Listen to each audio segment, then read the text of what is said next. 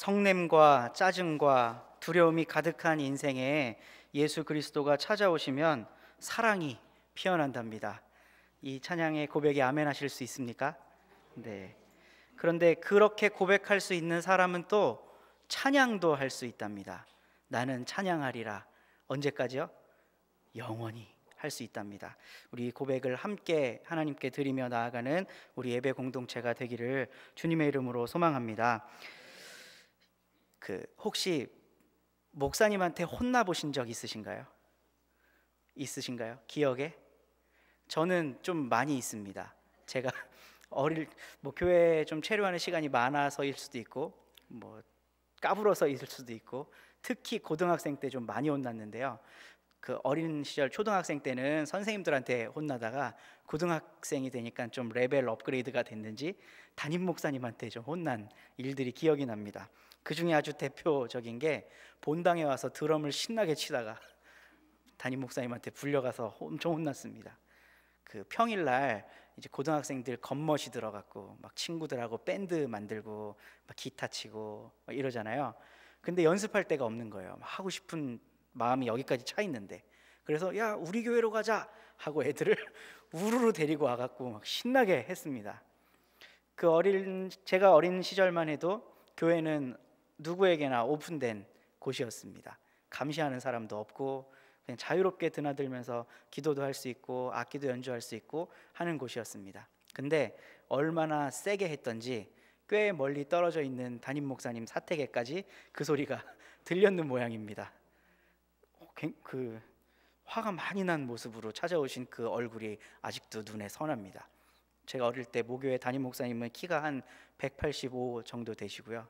태권도 4단, 몸집이 굉장히 좋은 분이셨거든요. 뭐해? 하는데 가슴이 철렁 내려앉았습니다.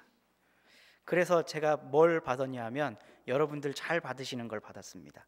2글자, 상처 받았습니다. 그런데 감사하게도 그것 때문에 교회를 옮기지는 않았습니다. 왜냐하면 붙박이니까. 저희 같은 사람들 보고 요즘 젊은 신학생들이 택배라고 부르더라고요. 무조건 교회에 가야 되는 사람을 택배라고 불러요. 왜냐하면 배송시키면 가야 되니까. 보내는 사람이 주소 써서 보내면 도착해야 되는 게 택배잖아요. 무조건 교회 가야 되는 존재들, 고급스러운 말로 하면 모태신앙이랄지 이런 사람들을 택배라고 부르더라고요. 교회 안에 택배. 택배였기 때문에 전 어쩔 수 없이 상처를 입은 채로 교회에 나갈 수밖에 없었습니다. 그런데 나중에 지나고 생각해 보니까 그것이 추억이 되더라고요. 내가 철모르고 마음대로 까부르던 시절에 나를 누군가가 제어해주고 내가 하고 있는 행동이 다 잘하고 있는 것만은 아니다라는 걸 지적해 줄 수 있는 어른이 있다는 게 정말 참 감사한 일이더라고요.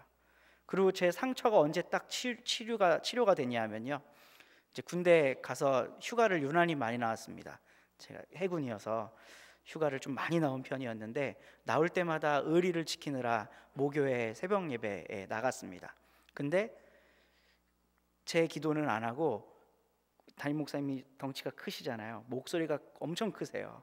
기도하는 소리가 다 들려요. 근데 그 내용을 딱 듣다 보면 계속 거기 딸려가게 됩니다. 뭐라고 하시나 하고 궁금해서. 근데 하루도 빼놓지 않고 교회의 어린 아이들 이름 하나하나 다 부르면서, 좀 사이즈가 작았으니까요. 한 200명도 채 안 되는 교회였으니까 하나하나 다 부르면서, 특히 군대 간 사람, 어디 해외에 나가 있는 사람, 타지에 나가서 있는 교회 청년들을 위해 하루도 거르지 않고 이름을 부르면서 기도를 하시는 거예요. 그래서 그때 또 치료를 받았습니다. 상처를 주신 이도 목사님이요, 치료를 해주신 이도 목사님이었어요. 목사님한테 한번 혼나 보셨습니까?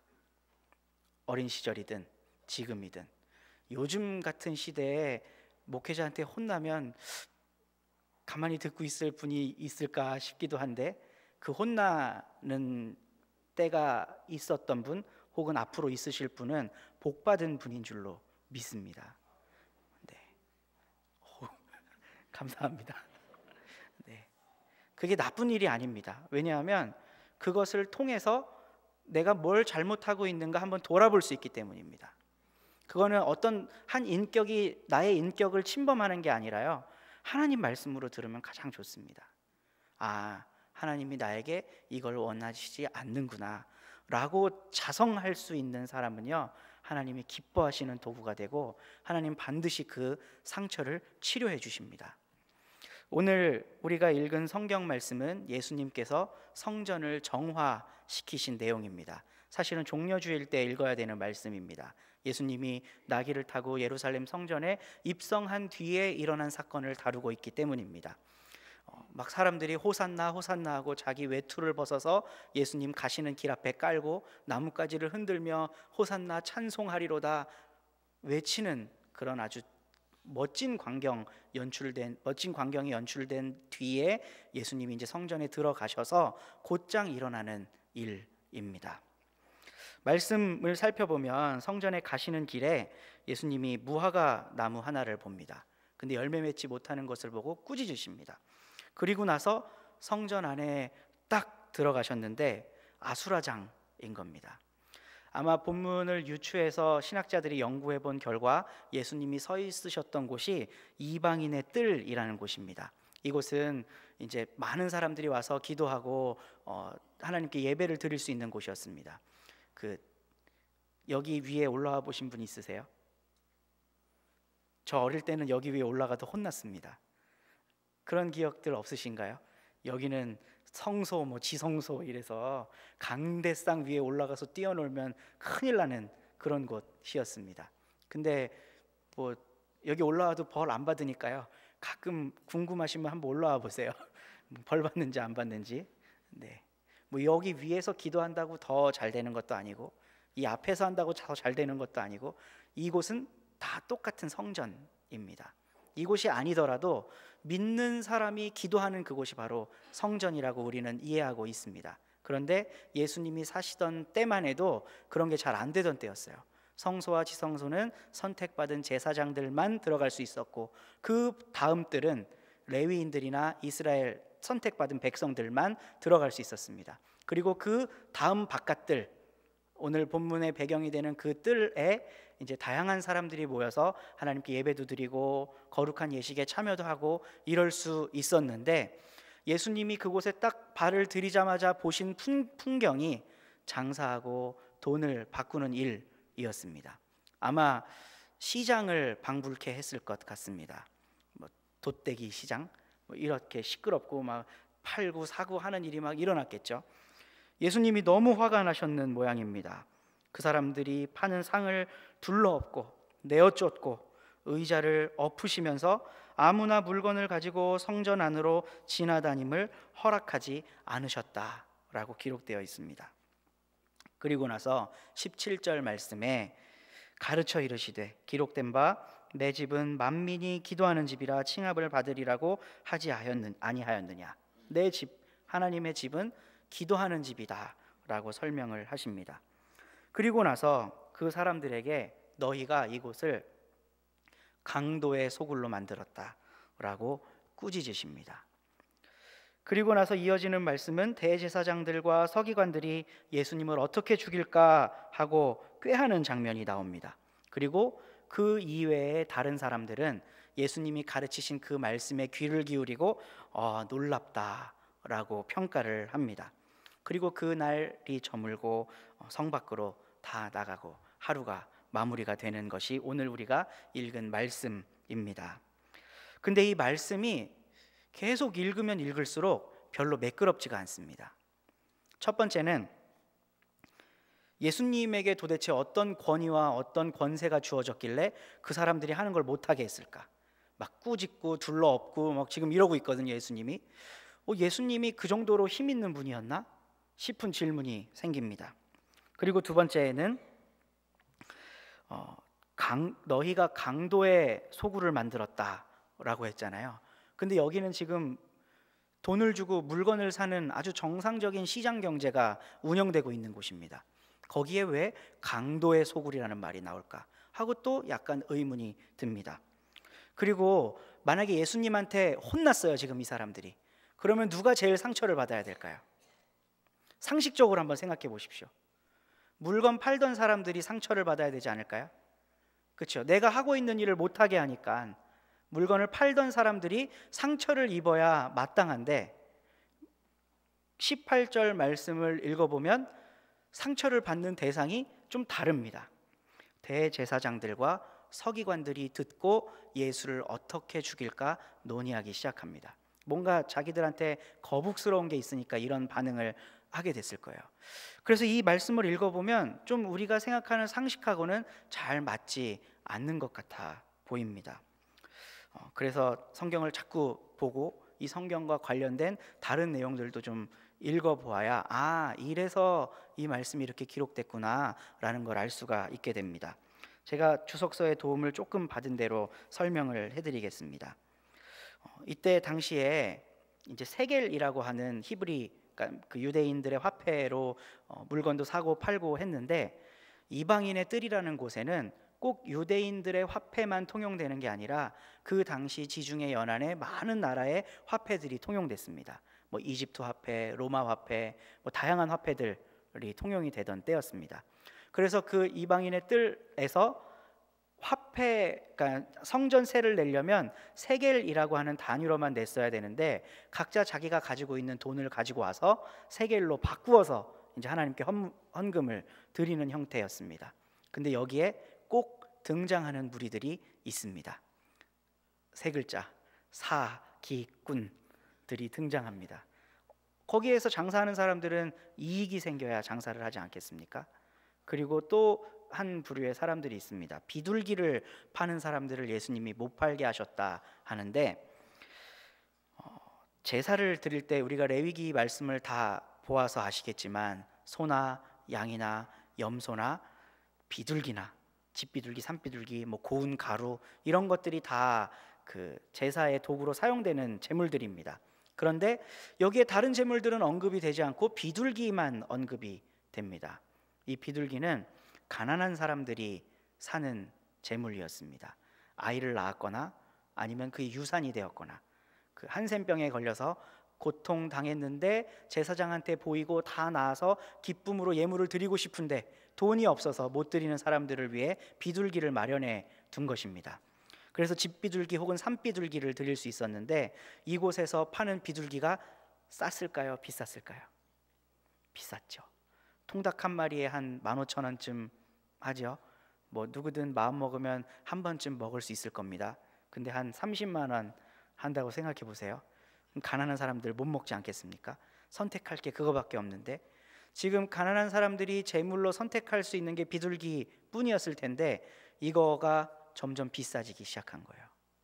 근데 이게 아주 자연스러운 시장의 경제의 논리에 의해서 수요와 공급의 차이 때문에 어쩔 수 없이 비싸진 게 아니라 이거를 그렇게 할 수 있도록 허가해 준 사람들이 있기 때문에 문제가 된 겁니다.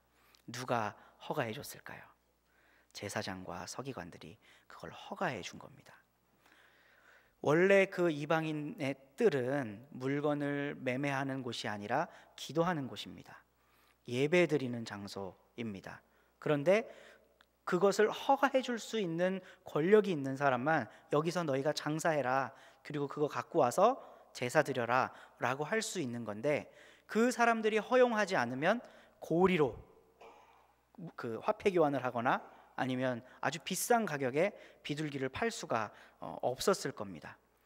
예수님이 이거를 못 하시게 하니까 제 생각에는 1차적으로 물건 팔던 사람들이 상처를 받아야 되는데 제일 먼저 욱 하고 튀어나오는 사람들이 대제사장들과 서기관들이라고 하는 걸 보면 이제 이 말씀이 이해가 되는 겁니다. 이들이 주체였구나. 이들이 그곳에서 장사할 수 있도록 허용했고 이들이 비싸게 팔 수 있도록 허용했겠구나. 그러면 그 뒤에는 뭔가 있겠죠. 성경은 침묵하고 있지만 분명히 있어요.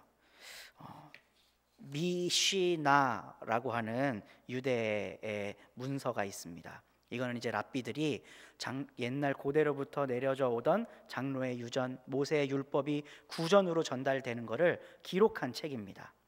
근데 이 미시나는 단순히 법전을 기록한 게 아니라 랍비가 자기가 처해 있는 현실을 반영해서 당시의 상황을 쓰는 약간의 설교집 같은 그런 개념을 갖고 있는 책입니다. 이 미시나라고 하는 책을 보면 이 당시가 묘사가 되어 있는데요, 실제로 비둘기를 30배가 넘는 가격으로 판매를 했다고 합니다. 예수님 당시에. 그러니까 가난한 사람들은 사고 싶어도 그걸 못 사는 거예요. 근데 하나님의 말씀은 선하고 공평해서 뭐 유대인이든 누구든 제대로 읽기만 하면 그 안에 이미 답이 있습니다. 바울의 유대인 스승이 누군지 아시나요? 사도행전에 보면 나오는데 가씨예요. 가말리엘이라는 사람이 이때 당시에 활동하던 유명한 유대 율법학자였습니다. 이 사람이 성전에서 그런 짓을 하는 거를 보고 너무 화가 나서 성경을 찾아본 거예요. 근데 똑같은 내용이 예레미야와 이사야에 있었습니다. 그래서 그 말씀을 읽고 나서 이렇게 판매하는 건 온당치 못하다라고 그 미시나에 기록을 합니다. 율법에 따라 한 번 아이를 낳으면 한 마리 비둘기를 사야 되는데 이 시대에 맞게 율법을 재해석해 보니 모든 출산에 한 번으로 족하다 해서 5명을 낳든 10명을 낳든 한 번만 제물을 드리도록 미시나에 또 이 가말리엘이라고 하는 사람이 기록을 합니다. 근데 이 가말리엘의 기록이 그 당시 유대에 굉장히 센세이션한 거였습니다. 모든 사람들이 관심을 갖기 시작하고 맞아, 저대로 해야지, 우리가 잘못하고 있었어 라고 반성을 하고 가말리엘이 지시한 대로 잘 하게 됩니다. 그러자 일어난 일이 뭘까요? 비둘기 값이 싸졌습니다. 제값으로 변화가 되었습니다. 제대로 성경을 읽고 그 성경의 기본 정신에 충실하려고 한 어떤 한 사람이 양심적으로 말씀을 증거할 때 이런 능력이 나타납니다. 근데 오늘 우리가 읽은 말씀은 그 전의 말씀입니다. 예수님께서 그 상황을 직접 보신 거예요. 온 성전의 주인이 우리 예수님이십니다. 내 것인데, 이곳은 기도하러 나오는 사람들을 위한 곳이고 그들의 간절한 기도를 내가 듣는 곳인데 그 기능이 전혀 이루어지지 못하고 오직 매매하는 사람들만, 그것을 통해 이득을 얻는 사람들만, 그 이득의 궁극적 주체가 대제사장 서기관들이라는 것만 있는 현실이기 때문에 예수님은 화를 내시면서 그것을 못하게 하셨습니다. 근데 재미있는 것은 이것 때문에 두려워하고 떨던 사람은 대제사장과 서기관들밖에 없습니다. 다른 사람들은 이 말씀을 듣고 나서 놀라워합니다. 많은 사람들에게는 예수님의 이 행동, 이 메시지가 해방이 되고 자유가 되고, 맞아, 우리 하나님의 마음이 그런 거지, 여긴 기도하는 곳이지, 가난한 사람들의 고혈을 착취해서 누군가가 부자가 되기 위한 성전이 아니지, 맞아, 예수님 맞아 라고 하는 사람들은 대다수였고요. 그게 부대끼고 힘들고 짜증이 나고 왜 저런 얘기를 해서 사람을 곤란하게 하나 하는 사람들은 아주 소수였습니다. 그들이 대제사장, 서기관, 당시의 종교 지도자들이었습니다. 마가복음에 따르면 예수님은 계속 이들의 비위를 상하게 해서 결국 십자가 형벌을 당하십니다. 그 권력과의 마찰 때문에 끝내 예수님은 형장의 이슬로 사라지실 수밖에 없습니다. 근데 하나님이 위대하신 것은 군중들이 맞아, 예수님 말씀이 맞아 하기 시작하자 이들이 두려워했다는 겁니다. 우리 18절 말씀 함께 보겠습니다.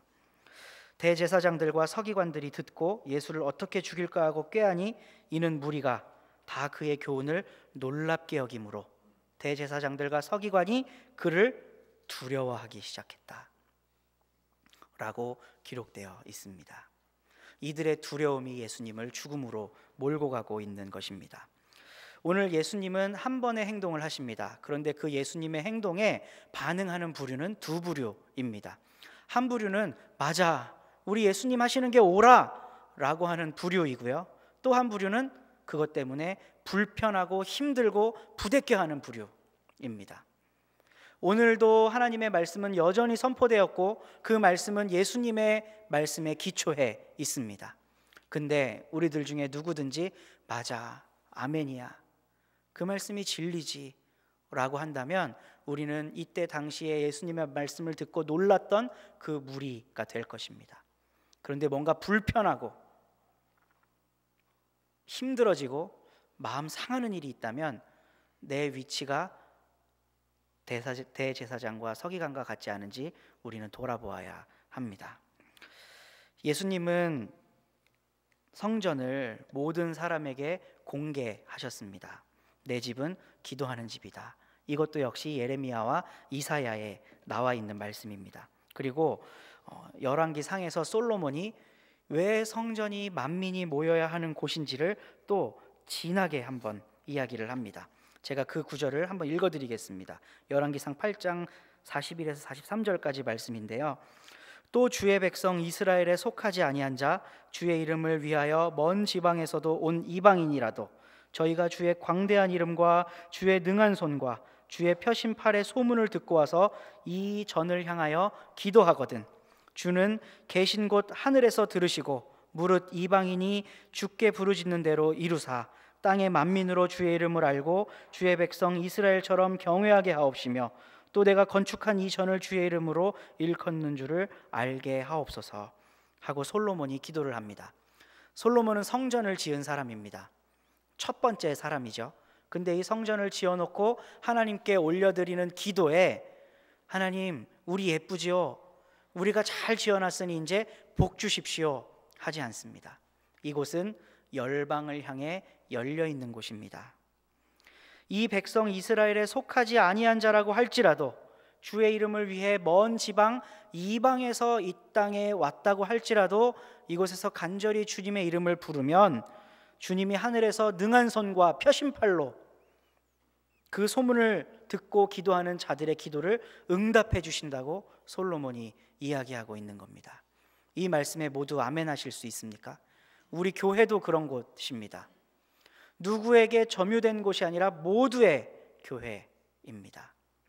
누구나 와서 기도하고 누구나 와서 하나님을 만날 수 있고 누구나 드나들며 설령 여기서 이방인이라고 하면 이스라엘의 관점으로는 하나님 안 믿는 사람입니다.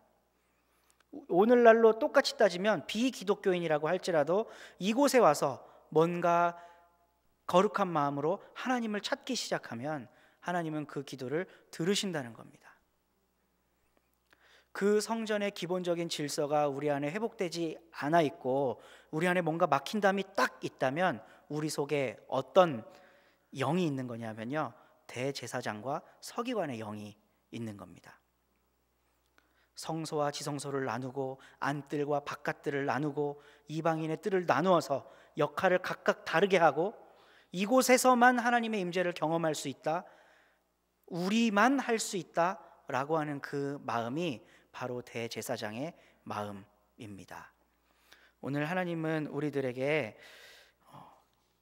만민이 기도하는 집의 의미를 다시 한번 깨닫기를 원하시는 것 같습니다.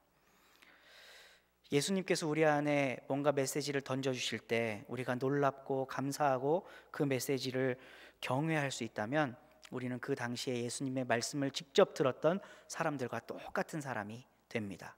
그런데 내가 살아보니 그렇지 않던데, 내가 마포교회에서 50년 60년 신앙생활 해보니 그렇지 않던데, 여기는 이렇게 해야 돼 라고 하는 마음이 우리들에게 있다면 그거는 아마 대제사장 마음일 것입니다.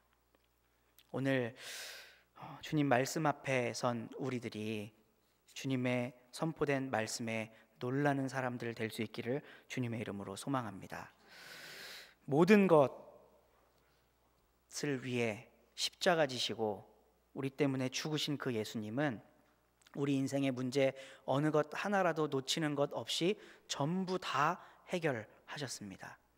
여기에 아멘 하실 수 있다면 이곳은 그 어떤 문제를 가진 사람이라 할지라도 올 수 있고 기도할 수 있고 하나님의 음성을 들을 수 있는 것이라는 데에도 동의가 되어야만 합니다.